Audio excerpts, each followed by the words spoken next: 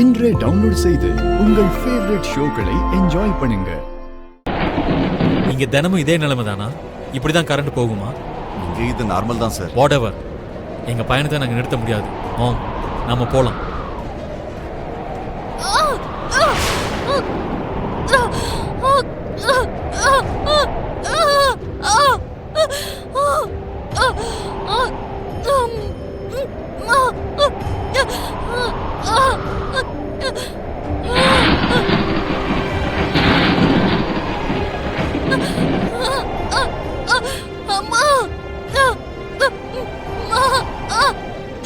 லக்ஷ்மி, சுதா, சுதா,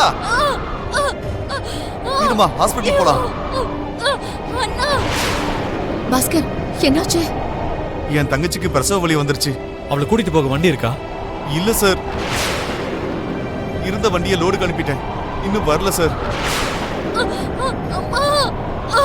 அடிக்கிற இந்த புயல் காத்துல அவங்க இப்ப வருவாங்களான்னு தெரியாது சார். பாஸ்கர், வண்டி இல்லைன்னா இப்ப எப்படி? போய் நீ தங்கச்சியை கூட்டிட்டு வா, நம்ம கார்ல போயிடலாம். அவங்களே நம்ம கூட கூட்டிட்டு போலாம். வழியில ஏதாவது பிரச்சனை ஆயிட போதா ஆண்டி? அதுவும் இல்லாம நம்ம அர்ஜென்ட்டா போய் ஆகணும்ல. மனிஷா, நம்ம போறதுக்கு டைம் முன்ன பின்ன ஆகும், அவ்வளவுதானே. பாஸ்கர், நீ போய் உன் தங்கச்சியை கூட்டிட்டு சரிங்க வா. சார்.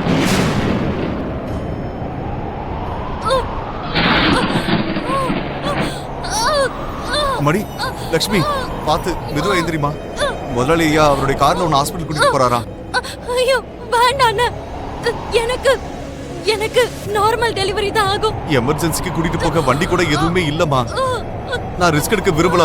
வாமா. ஐயோ அது இல்லண்ணா. என்னாச்சுமா? இந்த நேரத்துல இவ்வளவு பிடிவாதமா இருக்க? நீ என்ன சொன்னாலும் சரி, இந்த விஷயத்துல நான் உன் பேச்சை கேட்க போறது இல்ல. எழுந்திரிமா.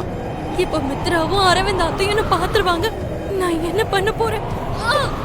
பாத்துமா, ஜாக்கிரதை, மெதுவா பாத்து.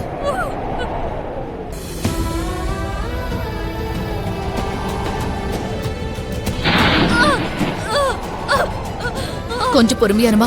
மித்ரா, கொஞ்சம் வேகமா போப்பா. சரிங்கம்மா. வாழ்க்கை முழுக்க இவரால என் கூட இருக்க முடியாது. அட்லீஸ்ட் அவருக்கு குழந்தை பிறக்க போற எந்த நேரத்திலயாவது அவர் என் கூடயே இருக்கட்டும்.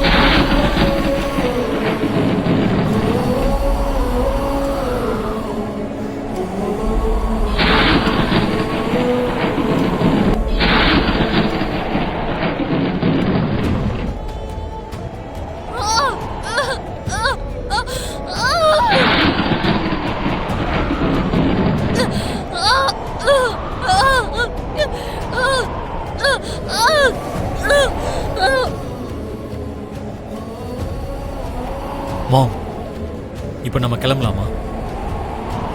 எந்த உதவியா இருந்தாலும் முழுசா செய்யணும்டா. சும்மா கடமைக்குன்னு செய்யக்கூடாது. நீங்க போயிட்டு வாங்க முதலாளி அம்மா, நான் பாத்துக்கிறேன். அதெல்லாம் பரவாயில்ல பாஸ்கர். பேருக்கு நீ எங்க எஸ்டேட் மேனேஜரா இருந்தாலும் எங்கள ஒருத்தன் தான் நீ. எங்க வீட்ல இருந்து யாராவது ஹாஸ்பிட்டல் அனுப்பிட்டானா நாங்க இப்படி விட்டுட்டு போயிடுவோமா? போமாட்டோம்ல. டெலிவரி ஆனதுக்கு அப்புறம் கிளம்புறோம்.